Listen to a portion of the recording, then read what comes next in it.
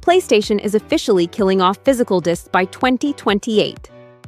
The satisfying clunk of a disc sliding into a console is on borrowed time.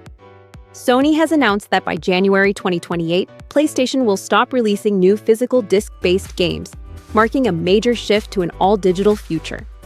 The move has sparked concerns about game preservation, retail stores, the secondhand market, and the future of game ownership. Sony Interactive Entertainment confirmed in an official blog that it will end production of all new disc-based PlayStation games starting January 2028. Following this date, new games will be available on PlayStation Store and at retailers in digital formats only, Sony stated. The company said the decision reflects changing player habits.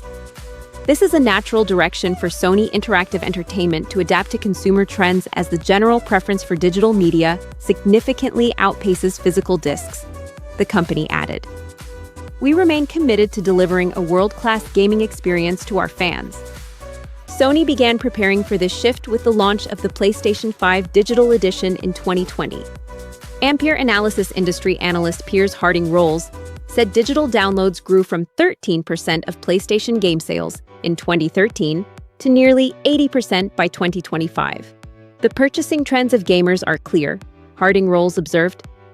Many players argue a digital-only future eliminates the used game market and limits ownership. YouTube content creator Conquerax called the transition a catastrophe. Harding-Rolls also warned, inevitably there will be concerns from PlayStation gamers around various aspects of this announcement, including choice, accessing older physical games on new consoles, the ability to collect physical games, and game preservation. Sony said the change has no impact on games that already released or will be releasing prior to January 2028 in disc format. Nico Partners director Daniel Ahmad believes the timeline suggests the PlayStation 6 will likely launch without a disc drive.